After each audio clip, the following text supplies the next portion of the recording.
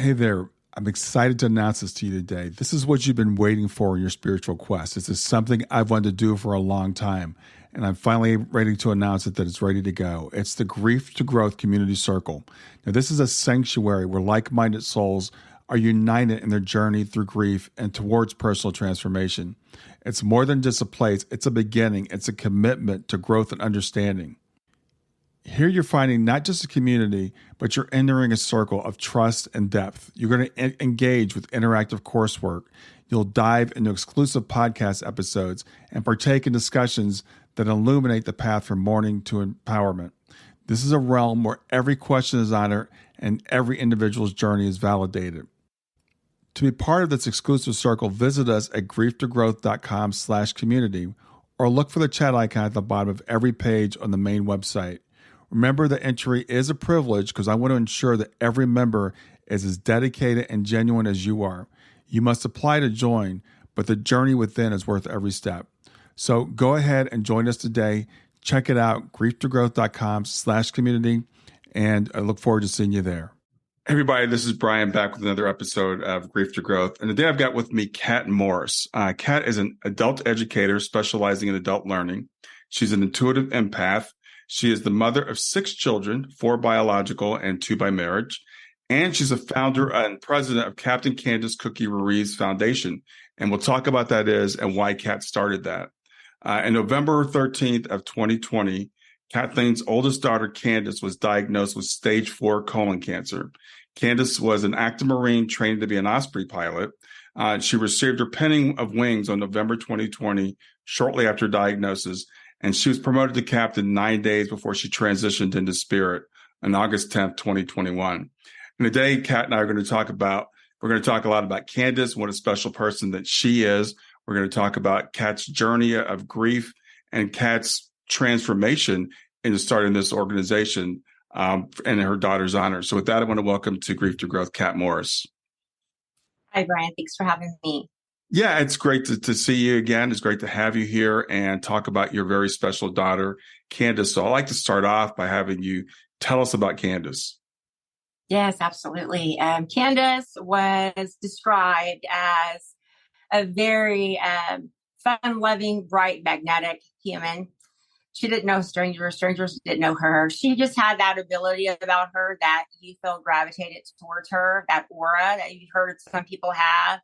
Her big, bright smile and big blue eyes. And she was just so fun-loving and helpful and very focused on leadership ever since she was a little child. She loved leadership. It was just instilled in her from the moment that she was born. And I believe that was what part of that essence that she radiated out of her, that draw on individuals to her, not just her family and her close friends, but just anyone that she came across. But she was also a shoot from the hip kind of gal. She told you like it was when you needed to hear it, even if it was tough to hear. But she would always walk away from that conversation saying, wow, I might not have liked to hear that. It bruised me, but I sure did need to hear that, right? And then so it helped you to develop. So she loved the community. She had been doing community service ever since she was 6 or 7 years old. She and her older brother used to take their Christmas presents, their own Christmas presents. Kandis had said, we're going to do this one year when she was 6 and talked with her brother and convinced him to do this with her.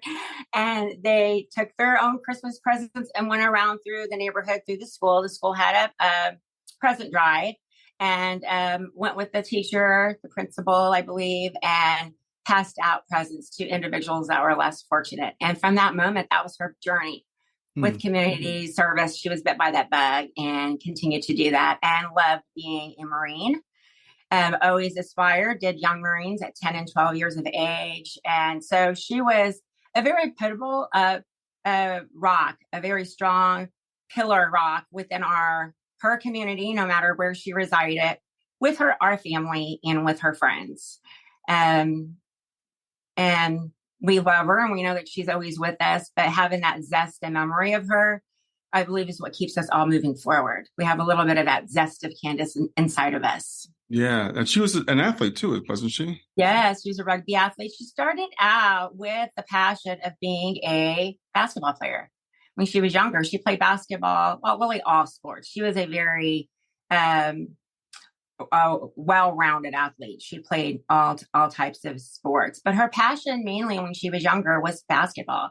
She loved Michael Jordan and wanted to be a pro female athlete playing basketball, and did that process and was wonderful at it and earned athletic scholarships in school for that. And shortly in her high school year, she just started, I think, growing and stretching and exploring a little bit more, and decided, you know what?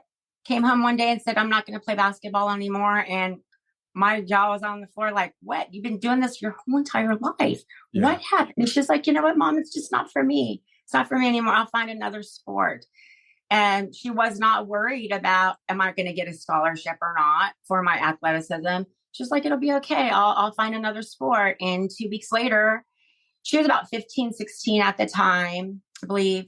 And she joined rugby. We had a local rugby team at her high school, Kansas City Dragons. And she introduced me to her coach.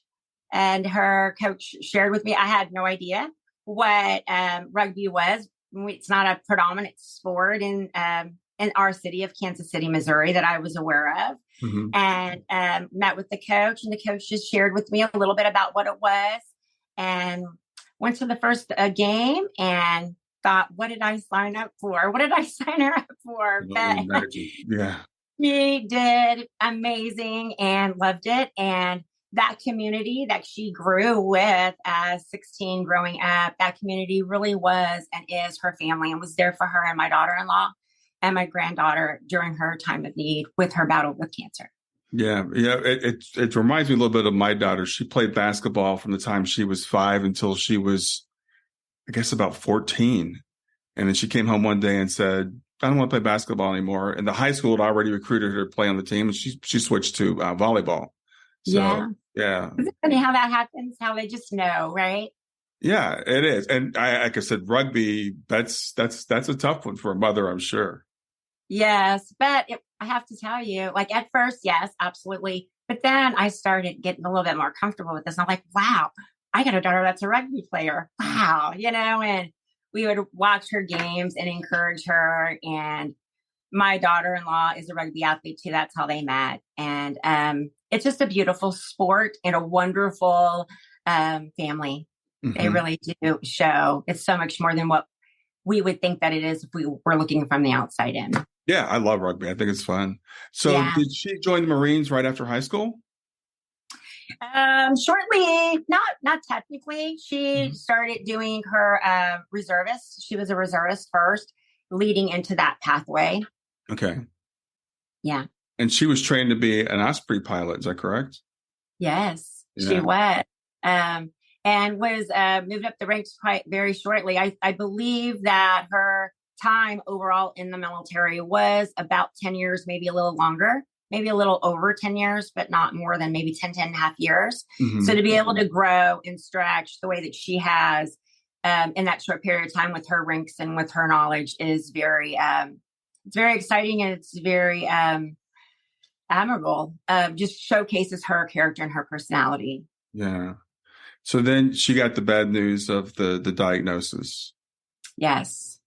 We got that diagnosis. She was not feeling well for off and on for about a year prior to that, but just didn't contribute it to anything. Like really just thought that, maybe it's IBS or stress, or maybe I'm just not eating something. But then when she finally started getting like really severe symptoms back in 2020, it was right when COVID first started. Right. Mm-hmm. So she came to visit us, and I noticed right away that she had lost a ton of weight, and I was like, what are you doing? You've lost so much weight, Kandis, and she's like, oh, I've been fasting, I've been doing this, I've been doing that. But, as a parent, you feel that gnawing feeling inside of you, and something's not right, even though they're putting that brave face on. right? Mhm. And so I just shared with her. I was like, hey, come clean. What is wrong with you? I feel like you're sick. Like, what's wrong? And she was like, Mom, starts telling me about her symptoms. And I was like, well, you need to get to the doctor and you need to get those checked because that's very serious, So she did. She made an appointment. And at that time, it was just so COVID crazy at that time. And they were not able to see her until December 13th. So many months later, she was able to get seen. And then when she did, at that time, she got the diagnosis that it was stage 4 colon cancer, and that the tumors within her colon, she had one tumor at the beginning of her colon and one at the end. And that the diagnosis was that they were inoperable. They were not able to be removed, but they did the treatment and she did fantastic with her treatment. When she started gaining weight. She started really looking not like death's door, so to speak. Right. And started, we had this thing in our family that Marco Polo's, and she was the founder of our Marco Polo's, created that group. And she would always get on there, Marco Poloing us, just like she always had, prior to her diagnosis, and working in her house. Her and my daughter-in-law just recently, around this time in Colorado, purchased a new home. So she was working on it and doing painting and stuff and videoing it and sharing that with us. And we're thinking, this is a person that's been diagnosed with stage 4 cancer. Look at her. Like, to look at her, you would not know it from just the view of her after she started progressing. And then we would get updates about how the chemotherapy and radiation treatments were like 85% or 65%, give us like these percentages of how it was decreasing. But the risk is that she just didn't have that the cancer just in her colon. It had started spreading into other areas of her body, her brain, her liver, other areas. And then it got to the point to where the oncologist, shared that, they're at the end that she, wasn't going to be able to get the chemotherapy or radiation anymore. But before we got to that, she was out home. I mean, she would go do her treatments. It did take a toll on her, but physically she still kept moving on, still had her fun, happy-go-lucky, spunky personality, and it was around, I believe, shortly after she took a trip with her wife, Kittery, and the baby, Kyliana, to Mexico for some friends in May. Shortly after she got back, she had an appointment to go and get her stents changed because she had kidney stents. And so she had an appointment to go and get those checked. And she shared on our Marco Polo, they had a routine. It's just a routine, checkup. I'm just going to go in, do this routine stent change. But during that time of doing that stent, we found out that they can't give you chemotherapy and any of that kind of treatment a certain period of time before you get your stent change, right? So that happened, and then they did the stent change, and she was still in the hospital. She started running this fever, and they couldn't figure out what was going on with her. Why is she running this fever? What's going on? She doesn't, on the test, it doesn't look like there's any type of well-known infection, but there's definitely something going on because she's having a fever, right? So I remember sharing with her, Kandis, I feel like you need to have them check that stent. I feel like that stent has been compromised. I feel like that stent, there's something wrong with that stent that's making you ill, right? And she was like, Mom, no, everything's okay. It's not the stent, something else. I'm like, please just ask him to check it. Please just ask him to look at it once again. And she did. And they ended up finding out that something was going on with that stent and was able to correct that. But by that time, her being off, going into the hospital the entire month of June. She was in there the entire month of July. So going on 2 months of trying to figure out what's going on. And in doing this, cancer's growing still inside of her, So by the time that she did get home, she was able to stay at home for 1 day. And then she went back. And then that was towards the last week of her life was when she got home, was able to celebrate with her wife and my daughter, her younger sister, and her child, Kyliana, the celebration of her Captain Kandis ranking. Mm. And shortly after that, she started having some bleeding and went bleeding, in her urine, and went back, and then they admitted her, and she stayed from that moment on and wasn't able to come back home. Wow. I'm really sorry. I know that had to be extremely difficult for you to go through. Were you able to be with her during that time? That's the whole thing, is that it was we had planned to go and see her. So I saw her in July. We moved her younger sister down to Colorado to go to school down there, and so that she could be close to her sister and help out as a part of the care team. And Kandis was always adamant, when she got this diagnosis.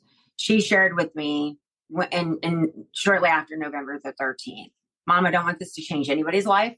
I do not want anybody to turn their life upside down for me, because I'm ready to pick up and go. I'm like, I'm ready. I'm coming. Right. Like, no, Mom, stay where you're at. Stay where you're at. You've seen all of the support that I have. I have this beautiful family here. I know that it's hard on you because you're my mom, but I want you to stay there and do what you need to do and get yourself prepared, because the family's going to need you more whenever I do transition than I need you now. Wow. So she was like, you focus on you. You get yourself together and you get yourself right, and you focus on your work and you do what you need to do to get yourself prepared, because one day you're going to have to leave this whip pack without you, Mom. And I need for you to do that now. I think you need to take this time. Call me, come visit. But, there's really no need in you being with me 24 hours a day. I think that the bigger need is for you to get yourself to absorb this. And in hindsight, I look at this, Brian, as like almost as if she was giving me a riddle, right? Almost as if she was giving me a sneak peek behind the curtain, right? Mm-hmm. When I look at it in hindsight now, you need to get yourself ready. You need to handle yourself. You need to accept this for yourself. And at that time, I thought she was talking about the cancer and her diagnosis, but I believe now it was really, just like she said it, the family's going to need you more. My wife, my daughter, our family's going to need you more when I do transition over, because this cancer will kill me, Mom, someday. It will.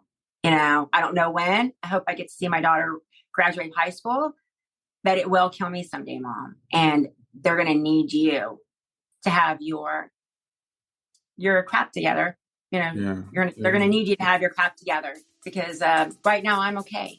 I'm in good hands. Stay with us. We'll be right back. Hey there, something I want to tell you about today.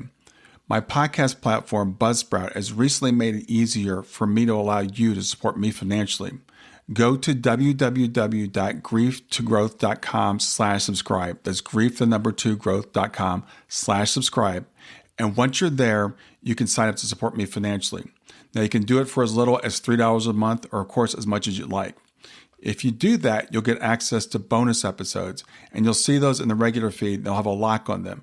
But when you become a subscriber, you'll actually get access to your own private feed, and you'll be able to listen to the regular podcast along with the bonus podcast for the subscribers. I want to thank you for listening. I want to thank you for sharing the podcast. And I want to thank those of you who support me financially. Have a great day, and on to the episode.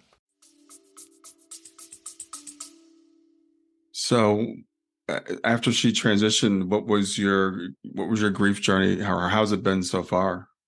It was very horrifically hard. Losing a loved one is horrible, regardless. Right. But losing a child, it is really just this tug of war with inside of yourself that you are wrestling with every single day. The first moment that I got that phone call, it was at 1:30 on August the 10th, which was the time of our meeting, right? So I feel like that's a synchronicity. Our meeting was set for 1:30. Kandis transitioned at 1:30. We just started at 1:30 on August the 10th recording this. Yeah. Yeah. So I feel like that's her synchronicity, her God went to me, right? Wow. For today. Leading up to that, we were, as I shared, we were planning to go and visit, and I let her know in July when we left, you get strong, you do what you need to do. There was a couple of protocols that she needed to accomplish before she could come home. I was like, and talked with her about that. Like, you focus on doing those, and we'll see you in August. And I love you. And she looked through me, and like, I just looked through me, right? Like, I was into my soul. Mm-hmm. And I knew at that very moment that I was not going to see her again living, but my denial, subconscious mind, denied it and was like, nope, we're going to see her on August. So we continued to plan our trip. And on the 9th, we were hearing that Kandis was having complications. There was some high risk and complications over leading up from the 8th and the 9th. And then in that evening of overnight of the 9th, she slipped into a coma. And my youngest daughter, Catalina, called me and was like, I'm on my way to the hospital. Mom, you've got to get coming right now. We do not know how long it's going to be. I'm in San Antonio, Texas. They're in Colorado. So I'm freaking out. And she's like, I'm on my way to the hospital. Kandis is in a coma. I'll tell you more when I get there. And as Catalina arrived and spoke with her sister, Kandis came out of the coma. Kandis came out of the coma and acknowledged her sister. She wasn't able to talk, which the physicians and I assumed she probably had a stroke, which maybe compromised her voice and being able to talk. But she was very coherent from what they shared. She could move her head. She could move her fingers. She was coherent. She was aware, nod her head yes or no. Mm-hmm. So then Katie calls me and says, Mom, Kandis is out of a coma. She can't talk, but you can talk to her. If you want to say something to her, you can say something to her now. So I was like, okay, this was at 12:30 on August the 10th when I had gotten that phone call from my daughter. Okay. And we're getting settled down. I'm like, okay. So then I'm bracing myself for everything that, I'm going to tell her. And we get ourselves positioned, and the nurse comes in and says, well, we need to change her coloscopy bag. And Katie had me on speaker, and I was like, I love you, Kandis. We're going to talk here pretty soon. I love you. And, Katie was like, she's shaking her head. She hears you. And Katie asked the nurse, well, can we stand here while you change can I stand here? She's talking to my mom. And something happened where the nurse thought that it would be, better if Katie left. But also, Katie had shared with me, that Kandis was kind of like motioning for her to leave the room, right? And Katie just thought, well, she just wants some privacy. Why they change her coloscopy bag? But as soon as Katie stepped out of the room, that's when she transitioned. And then, that was at 12. When we were on the phone, Katie hung up, and I think it's about 12:45 Central Standard Time. So I'm waiting, knowing, like, I knew something just came over me, and I just knew that when I got that call, that was going to be the situation, even though that's not what we talked about prior to us hanging up, right? She said, well, I'll call you back, Mom. They're going to change your coloscopy bag. Call you back in a minute, and you can have your conversation with Kandis. And I was like, okay. But I knew that from that moment, I just had gotten this cold chill in my body. And Katie calls at 1:30 Central Standard Time and said, she's gone, Mom. And that was the day that our lives turned upside down. Yeah. And it was very struggle. It still is from day to day life, a struggle. And one thing that I want to share with all parents, anyone, but specifically to our parent community, is that, it is a horrible black hole of abyss. I felt like I was thrown literally into this black hole abyss that just kept swirling around and around. And I had no roadmap, no compass, nothing, no sense of direction, and the sense of just being lost. And in addition to being lost, a part of me died with her. A part of my inside left with her and has, transitioned with her. And that just set me on this tailspin of, going through that process of not wanting to survive, not wanting to be here. Like, even though I had 3 other children and 2 stepchildren and a beautiful family, the grief just encompasses you, and all you focus on is your loss and how horrific the pain is. And the pain is just so horrific that it literally makes you feel like as if you're going mad, and I knew right away, I got to do something. I made a promise to Kandis, and I love my children, and I love my husband and my family. And I know that, I need to be here for them and for myself. Kandis would not want me to continue feeling like this, even though I believe she understands, what I'm going through from the other side.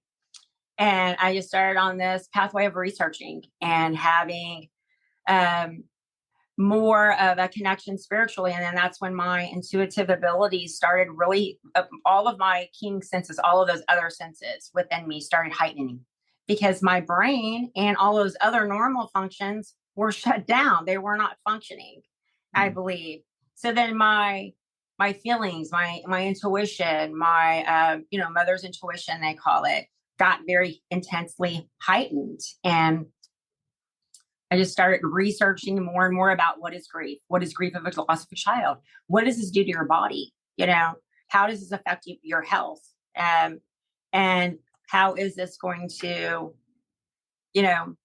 be for the rest of my life? And as I'm going through that journey, Brian, I had dreams of Kandis. Kandis came to me. I believe they're visitation dreams. She came to me every month for 6 months with a message, of breadcrumbs, dropping those little breadcrumbs, helping me to understand what I was going through, in addition to what I was learning medically and scientifically, right? And the first dream that I had of her was at 2 months of her crossing. We celebrate, recognize, my husband and I were recognizing that 2-month anniversary, playing her video, music, songs that she likes, eating food she likes. And it came, late in the evening, we're wrapping up, and I'm getting ready for bed and just break down crying. And I just, share with her, I can't do that. I just don't like crying anymore. I just don't want to cry anymore, Kandis. I'm not mad at you. I just have so much pain in my heart. I just feel like I'm worthless. Like I'm just not able to do anything for anybody. I can't accomplish these tasks that I used to do, or what I know I need to do in my heart. And I went to sleep that evening and had a dream about her. And she came and visited, and we were in this home, and my daughter Brandy was there with her son, and we were on the upstairs of the house, and Brandy looks out the window and says, "Oh, Kandis is here." And I'm like, what? In my dream, I knew, my conscious mind knew, how could she be here? Like I knew that in my conscious mind, right? That's when you know it's a visit. Yeah. Yes. And went downstairs, and she was in the front door pathway. And I was just so surprised. Oh, Kandis, I remember asking her, wow, I thought that I would be down that list. I always felt like you would go see your wife and daughter first, right? And are your siblings, And she's like, well, puts her hand on her hip, and she's looking up, and she goes, well, Mom, I'm here because you're the most open. And I said, what? I'm the what? She goes, you're the most open, and she's just like looking up into the ceiling. And I just right then start crying, and putting my face in my hands and sharing with her how I'm feeling, what life is like in reality, how I'm feeling. And she's just still standing there with her head on her hip, and looking up. And then she goes, Mom, in a really loud voice. And I'm crying. My face is in my hands. I'm like, what? She said, I'm going to take enough hurt out of your heart so that you can get up and get some crap done. Because, Mom, you need to get some crap done. And I said, what? You're going to do what? And I'm crying. She's like, Mom, I'm going to take enough hurt out of your heart so that you can get up and start getting some crap done. I love you. I got to go. and she leaves. That's her personality. She was very straightforward. She would tell you, like I shared with you earlier, the stuff you don't want to hear, right? Mm-hmm. And I wake up the next morning, and every day since that, Brian, my heart has filled. Like when you're a child, or when your children fall down, they scrape their knee, they get a really deep cut on their knee, and then that cut starts to scab over.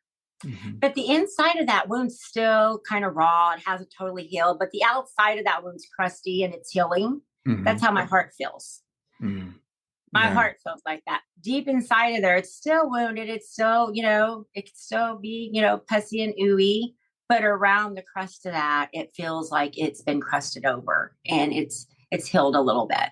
Yeah. And that is how I've been able to get up and function. That moment that I woke up, I just was like, okay, I was able to get up, clean house, take a shower, eat, get back, get out into the community, start volunteering, continue to learn and stretch myself when it comes to grief and how to grow from grief and how to learn about, my spiritual understanding of our loved ones are always with us, getting closer to that, so it really started me on that pathway. But every month she would come with a message of some kind of knowledge. And when was that first dream? Do you remember when it was? Yeah, it was on August the 10th, 2 months of her transition. Okay. Wow. Okay. Yeah. And then every month after that, she would come with another every message month. for you. Yeah. Not on the 10th, every month. It would be a different time, but it'd be every month, different times of the month, right? And then on the 6th month, she shared with me, Mom, we don't need to do this anymore. I don't need to come and help you anymore. I'm always going to be here for you. I'll always be here with you, but I don't need to come and give you advice. You've learned so much. You're doing great. You've learned enough. You have enough knowledge to sustain yourself and to help others, Mom. You're going to do great things in this world. You're going to do great things, Mom, in the world. And I didn't understand what that meant because we didn't even have the thought of the nonprofit at that time. Right. And I cried and I would be like, but I just don't, I enjoy our monthly visits. I look forward to them. She's like, Mom, I'm always going to be around. I'll always be around. You don't need me to come every month anymore. Mom, you can do this. You can do this. You're awesome. You're great. You've got this. And don't forget, you're going to do great things in the world, Mom. Now, did you know about dream visits before you started having these? What were your beliefs before Kandis transitioned? Yeah, not really. I was and have always been religious and spiritual, and know that there is a heaven, and I believe in God and practice in that, but not to the magnitude of what I've gotten to be at in this level now, of just having those visits and talking about my spiritual grief therapist and helping them helping me to be able to explore that knowledge and understand that, yes, there is after, bond to bond, that the physical body passes away, but the relationship doesn't ever die, and learning that they are able to visit us in our dreams, send us signs and synchronicities. If we believe, and if we see that, then absolutely we can. And that's what I would like to share with our viewers today, Brian, is that when we are going through our loss, whether it be a child or any loved one, anyone that we love that we've lost that has shattered and rocked our world because they're not physically here anymore, for them to know that they're not alone and that they are able to have that connection with their loved one. Just to think about it in this way. What was that relationship like when they were here physically? What was that person like when they were physically here? And would they ever know that their person if they had an opportunity with their loved one, not come and visit them and not see them? How was that? If they were going to do that physically, to me, it only makes sense for us to think about they would find a way to do that after physical existence, right? Right. And being able to comprehend that and understand that physical, emotional, spiritual balance, I believe that is really what grief is all about, Brian, right? It's about us psychologically understanding how to balance the physical acknowledgement, of the physical existence is no longer here, while balancing the fact that we still feel like we have a relationship with them and we still have this connection, right? We're trying to balance those two within ourselves, within our minds. And if we are in a situation where we may feel that we're not supported by being able to express that, then that could make your brain become unbalanced, distorted. It could make that pain a lot more harder for you to grieve and absorb. If you're able to, I feel, to have that support and be able to talk about, well, I had a dream about my loved one last night. Oh, wow, I seen this coin. I found this coin, or I really feel connected to this. Whatever that connection is, or synchronicity is that you feel connects you to your loved one, own that. Be proud of that. Don't let anybody rob you of that, right? And talk about your loved one however you feel is comfortable, and learn how to honor your grief.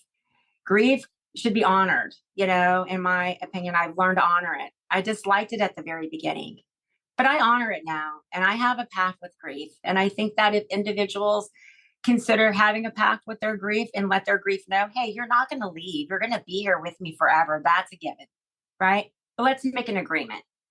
I'll let you come out and be superstar every once in a while because you need to do that. That's healthy for me. Mm-hmm. But I'm not going to allow you to run my life and be superstar every day, because I still need to be able to grow, stretch, touch others, be happy, and live this life in honor of my loved one and for my own innate creation. Wow. Wow. That was very well said. I don't think I've ever heard a better definition of grief. That balancing of the reality that they're not here with us in the physical, but we know that they're still here with us spiritual. I think that's beautifully said. And I love the way that you said you honor your grief, because I think that's really important. Grief is going to be with us anyway. Might as well make friends with it. Absolutely. Right. Let it know, hey, I know you're walking with me every single day, because it truly, really is. Right. And for us to acknowledge that, that's what I've done. I've made peace with my grief. I've honored it. I let it know, okay, you can come out when I feel like that's good, because that's healthy. I'm not going to hold you in. I'm not going to deny you your time under the shine, your time to shine. However, allow me my time to shine too, because I have been created for a purpose, and I have loved ones that still love me. And my loved one would not want me to be always in the darkness. They would not want that from me. Beautiful. That's so beautifully said. I'm going to go back to something you said earlier about your intuition opening up when you felt like your brain was not functioning properly. I think it's a really good point for a couple of different things. One is, I truly believe that, like, people that can connect to the other side, they find a way to kind of turn our brain down in a sense. But also, I hear a lot of people say, well, your loved ones can't connect with you as long as you're in deep grief. And I know that drives some people crazy, because they're like, well, of course I'm in grief. So then they feel guilty because they're blocking their loved one. So I love that you shared that experience, the way that Kandis came to you in your deep grief. Stay with us. We'll be right back. Hi there. I'm really excited to tell you about my latest ebook. It's 4 lessons that you can learn from the near-death experience without going through all the trouble of dying to learn them. I've been studying NDEs for several years now. I am completely convinced that not only are they 100% real, but that there's some very universal wisdom that we can get from the near-death experience. And I've distilled that down in this book into 4 short lessons. And I've also given you all the reasons why I believe that NDEs are absolutely real. So go to www.grieftogrowth.com/NDE lessons to pick it up for free. www.grieftogrowth.com/NDE lessons. I hope you enjoy it. Yes, I was in the heat of deep grief. My family was so worried about me. It was to the point where, as I, rewinding back to the day when I got the call at 1:30, I knew instantly I have to take a time out from the world. I cannot go out. I am broken. I am not myself. Something inside of me has died. I had to take a time out. And I know that not everyone in the world is fortunate enough to be able to take a hiatus and be able to take, as much time off. 6 months. I took 6 months off, right? Mhm. I know that not everyone in the world is able to afford to do that.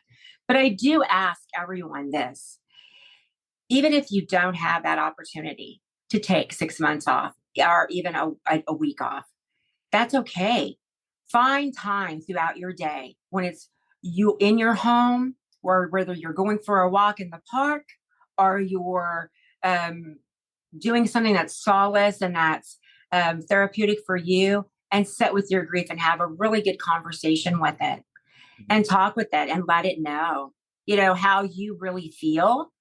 And that's what I've done. I ask everyone, give it a chance, give it a shot to talk with your grief. Find that 5 minutes. Let your family know, I'm going to take 5 minutes out. Maybe it's going to your bedroom. Maybe it's taking a bath. Maybe it's walking in the park. Regardless of whatever it is, try to find time throughout your day as often as you need to take that time, or however you can afford to do that, and have those conversations with your grief so that you are able to really learn how to honor it. And it can, and not just honor it, but honoring yourself. Right. Right. Wow. If you ever decide you want to become a grief counselor, you'd be an excellent one. You're doing a fantastic job right here now, and people are getting some great wisdom from you. I know you had some other experiences, right? I think you had some experiences involving your sister, Tanya. Yeah. Yes. So the year of 2021, when Kandis transitioned, was a very tough year on our family. We lost several individuals 1 month right after the other. So Kandis was the first to transition in August the 10th. My second oldest sister was at that same time diagnosed with cancer, and they were going through their journey around that the same time, right? When Kandis transitioned on August the 10th, then on September the 15th, my second oldest sister transitioned also. Mm. And in October, we lost my brother-in-law he got ill from COVID, and we lost him. So three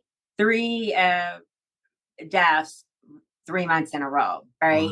Wow. And then later in that year, my oldest sister was diagnosed with cancer, esophagus cancer, and she lost her son in December of that same year. So we had a lot of loss, a lot of trauma, a lot of changing that was going on within our family. It was just like layering and layering. And then that really got me thinking a lot about my grief, right? Didn't even have the opportunity to get through the grief of the loss of my child. And now I'm losing my sister. And now I'm losing my brother-in-law. And now I'm facing the fact that my oldest sister has got cancer now. And now we've lost my nephew. Mm. So being able to process through all of that helped me to really understand on this researching. I started going to school to learn how to be a life coach, about grief therapy and relationships, but also for my own. And I would, my own self benefit as well, and researching and reading. And fundamentally, it really is when you go through trauma of any magnitude, doesn't necessarily have to be a loss, right? Like my family went through losing someone, or losing a job too, or losing someone, or having to move to another state. Whatever that dynamic is, that's still grief, right? I learned if I had to handle them like I eat my meals, one bite at a time, right?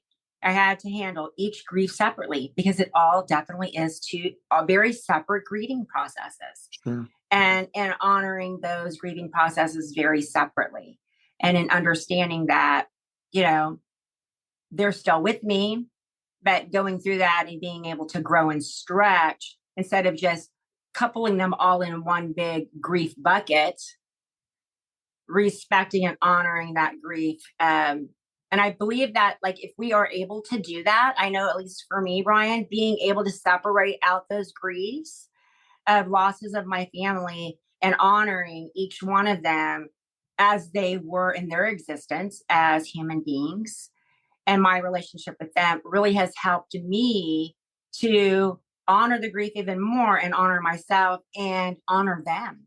Mm-hmm. Yeah, absolutely. Well, I'd like to talk about the Captain Kandis Cookie Ruiz Foundation. But before I do that, I just want to take a moment and acknowledge you and Kandis and how special you are. I mean, I've known you for about 6 months now, so a little bit after your daughter transitioned, and where you are, just 2 years to the day in is it's incredible. And it's you talk about how special Kandis is and her growing up and her heart of service.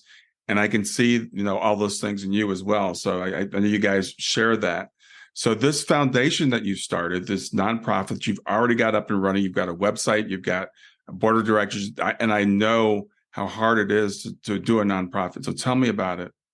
Yeah, absolutely. Thank you so much. So the Captain Kandis Cookie Ruiz Foundation, also referred to as CKCRF, was created in honor of Captain Kandis, my oldest daughter.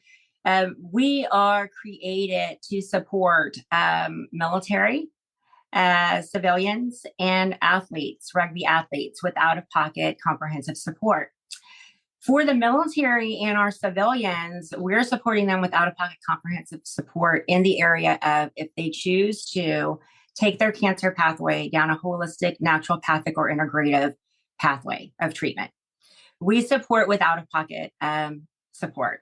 So with these types of treatments for naturopathic, integrative, holistic, majority of that type of treatment may not all be covered under their medical insurance or under their military benefits. So when they work with their physician and get that treatment plan solidified, mm-hmm.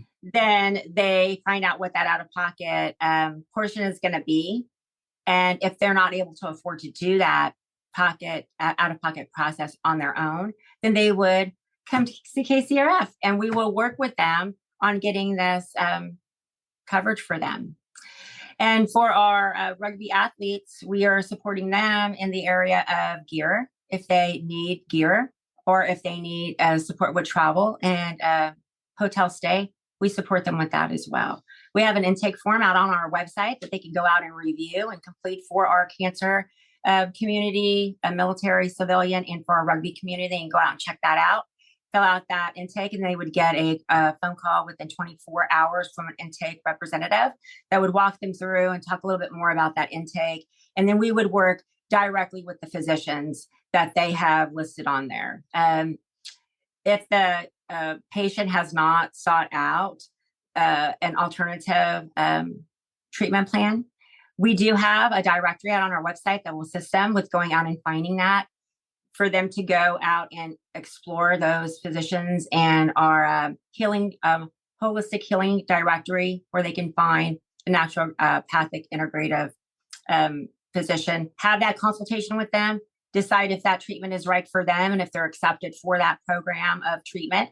And once they've gotten that all covered with their medical physician and they're finding that they're needing that support, that we're more than happy to help them with that part. That's just amazing. That's amazing that the work that you're doing. As I said, the fact that you've got that up and running at this point, that's fantastic. Thank you. I appreciate it. We have a great team of board of directors and a wonderful staff, and all of our partners that we have partnered with to assist us with our website design, with our consultations of strategic planning. Everyone, and this is totally a team effort. And I truly believe that God and Kandis laid this inside of us to create this, because that's what I really believe now. When she shared with me at the 6-month mark, Mom, you're going to do great things in the world. Mm-hmm. I'm like, what are you talking about? Great things in the world. I'm just an average, everyday person. But now, in hindsight, with this nonprofit, I truly believe that was the God wink that she was giving me. She was letting me know that this is good for the world. The world does need this. They do need this support. And for them to know that we understand their journey. We understand that journey of cancer. And if they choose to want to do a part chemotherapy, part radiation, but have some holistic integrative therapies to help them with their nausea, or to maintain that those after effects of those systems. We help those with that type of pathway as well. It doesn't have to be 100% treatment plan, but they have the hard job. Our job is to be there to help them have the peace of mind to do what they need to do best, and that's get well. Yeah. So have you done anything like this before, Kat? I mean, I'm still just flabbergasted. Done what? Put together a nonprofit or anything? I mean, what was your background before this? Well, my background is in adult learning, and Right. I, as it shares on the website, that I have a bachelor's degree, double major in criminal justice, paralegal science, and adult learning, and that's my predominant role currently is a adult educator. I publicly speak and facilitate to adults, and but with the legal mind and just this passion. Going to school, I did go to school for this. I got my IAP nonprofit certificate. Okay. When I started going through this journey, shared with our board and our staff, and shared with them, I'm going to go to school and learn what this is all about, because I want to make sure that we cross every T and dot every I. Right. This has my daughter's name on it, your sister, your wife, like our loved one's name on it, and this is for humanity. So let's do it right. Let's measure twice, cut once, and we're moving forward with that. Well, you're an absolute model for how to deal with grief. I mean, I love what you haven't denied your grief. You've honored your grief. You have taken this tragedy of your young daughter, transitioning in such a way, and turned it into a blessing for the world. It's fantastic. Well, thank you, Brian. I really appreciate that. And truly, really, I believe that it is a blessing. It's a tragic that we lost Kandis and my sisters and my brother-in-law and any loved one, right? It's a tragic whenever you lose someone that you love. And I struggled with that for a really long time, of that what good can come out of the fact that I don't have my daughter? There's nothing good that comes from this, right? But going through, the journeys that I've had with having those dream visits, having the intuition, the breadcrumbs, and I follow the breadcrumbs, learning more about grief, going to school and learn how to the medical aspect of grief and the spiritual side of grief. It really is something good can come out of it. And I know now, at least for me in my experience, I would have never have been this person the way that I am now had I not have lost my daughter. Yeah. I truly, really believe and share with my family and staff that this is what I was created to be. This is what God created me to be. He created me to be a server in the community and to help others understand that you're not alone, and to educate them and to help them have that support of understanding themselves, understanding what they're going through, and helping them, letting them know you're not alone. I've always been a teacher my whole life. I went to school for that. That's what I do. And I think with this added experience that was all school for me. Everything that I've done up until this point was school. It was teaching me and priming me for this very moment, for that moment when I lost my Kandis. Right. And that is the good, right? And I feel at least that for me, like the grief was expected to happen, even though we didn't think that it was going to happen, but there is a purpose for each and every one of us as human beings. We are soul beings. We're not just human beings. We have a spirit inside of us, and we have a divine, innate purpose that we were created to accomplish. It's tapping into that. And sometimes you don't always, at least for me, I didn't figure it out and know it until I was going through my worst, horrible time in my life. What you just said, it reminded me of something I just had on my program recently, and she went through a very terrible time, and she talked about how she turned her tragedy into something. And the way she described it, and I can't say it exactly, but it's kind of like she took what was given to her and she transformed it, she transmuted it, and she said, and I'm giving it back to you, God, as a gift.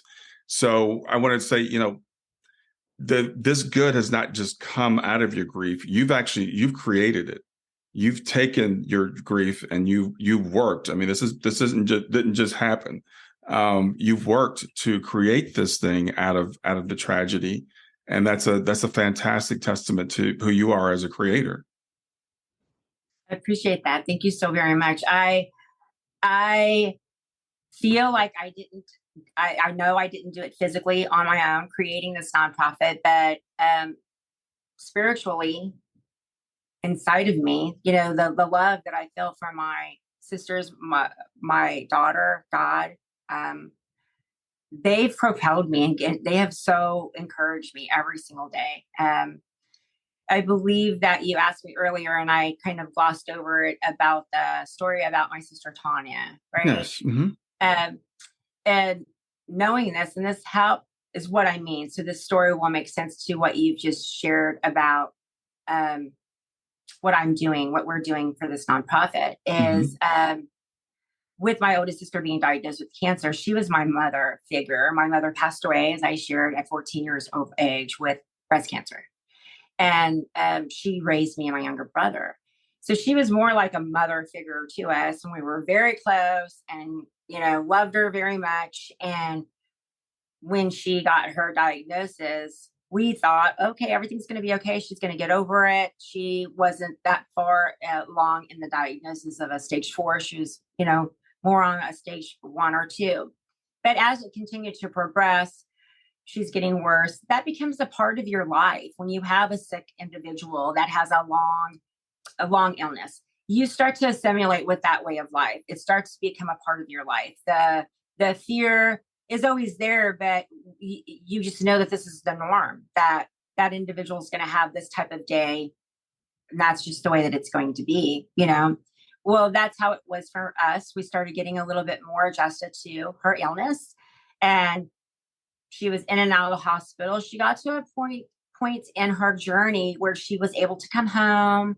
My niece called me. I would call every day. She lives in Missouri. I live in Texas. I would call every day and check on her like I always had prior to her illness. And my niece was sharing with me, well, she's home. She's seeming to do a lot better. She had to have a trach put in her throat. She had esophagus cancer. Mm-hmm. So they put a trach in. She's doing well. She seems to be adjusting to the trach very well. Everything's good. So I'm like, wow, it's a sigh of relief. Wow, she's doing good, right? So I go off to sleep that evening, and have this dream that she comes to visit me. My sister and I hadn't been able to physically see each other for about 10 years since I moved to Texas. Things would just happen to where we would FaceTime. We were always connected every day, but physically being in the same place, we just didn't have that. The world just didn't, timing was always off. Right. Mm-hmm.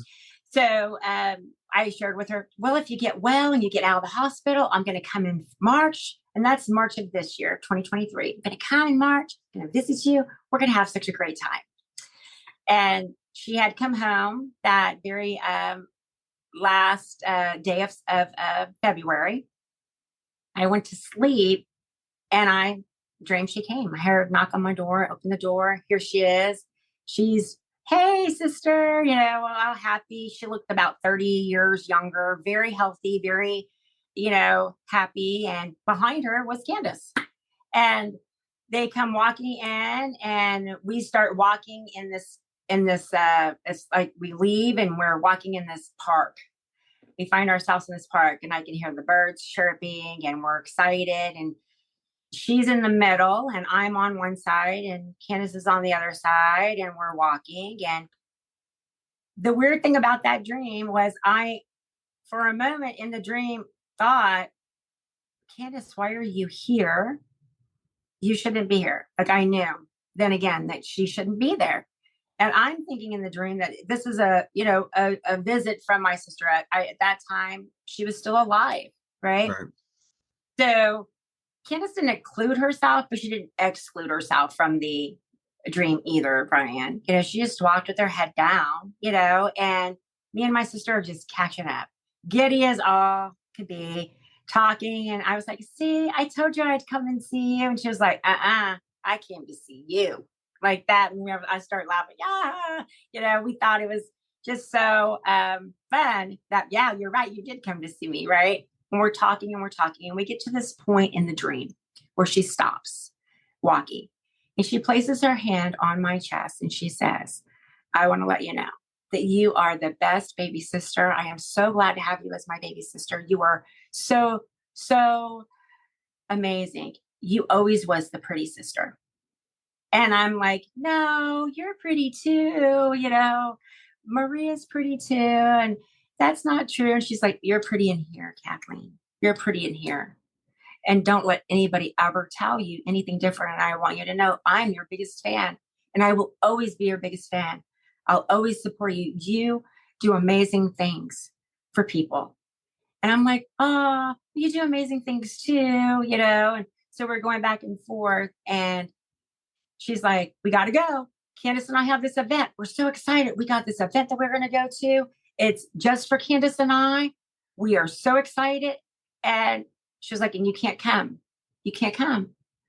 And I was not upset. I was like, oh, okay. Well, y'all enjoy your time together, have fun. She was like, we'll see you later. You'll be able to come to the event later. It's not, you can't come to this one. Right. Wow. And I woke up at 4:00, feeling still her essence, her presence, still feeling her hand on my chest for about 2 minutes. I just laid in bed and just absorbed that and was so excited. Right. And shared with my husband, man, I can't wait till I get off of work because I'm going to call my niece and tell my sister about this amazing dream that I had about her and I. Well, that same day, March 1st, 12:00, I get the call that my sister had transitioned over. And I asked my niece, well, what time did she leave? What time did she transition? And my niece said, well, probably anywhere's possibly from 4:00 to 9:00. Right. Well, that was when I woke up from my dream. So I feel in my heart, like I just felt her in my heart that was her way of saying, her coming and seeing me, saying hello and goodbye and letting me know, giving me that peace and having that. My grief is terrible and I miss her, but it sure did give me so much peace. It really did give me a lot of peace. It helped me to be able to adjust to the loss of her physical existence. Yeah. And shortly after that, throughout the same month of March, on the 28th of March, in the shower, just sending her loving vibes, thinking about her, manifesting on her and giving her love and sharing with her how much I just know she's so happy. And I'm just so glad that she's so happy and how much I love her. And as I went into the shower, I put my items down. The dragonfly was not there when I got into the shower, but sending her those loving vibes, I got out of the shower. There's a dragonfly on my jeans. Mm-hmm. And I'm like, calling my husband, come here. I need you to confirm 2 things for me. What is that? And he's like, that's a dragonfly. And I'm like, how did he get in here? And he goes, well, I don't know. I feel like that was a sign, right? Yeah, absolutely. That I'm thinking of her. It wasn't there before I got in the shower. It wasn't flying around in my house. My cat probably would have killed it. Yeah. It was there right when I got out of the shower, sitting there, like almost as if it was like waving at me, like, hi, Yeah. So those are the things that I want our audience to take into consideration, that yes, we are battling with inside of ourselves an internal process of accepting the physical existence is no longer there and the connection with them.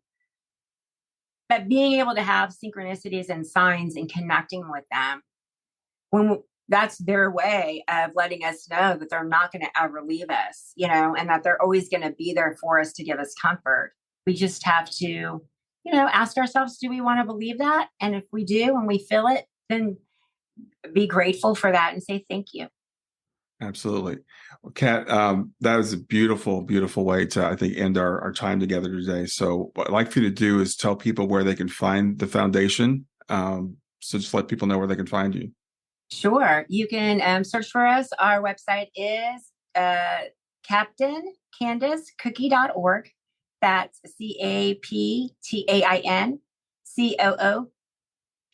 Excuse me, back up. Captain, Captain, Kandis, KandisCookie.org. Yeah, it's a great website. I was just checking it out myself. And Kat, you are just an inspiration. So thank you so much for doing this today. Thank you for having me. All right, enjoy the rest of your afternoon. You too.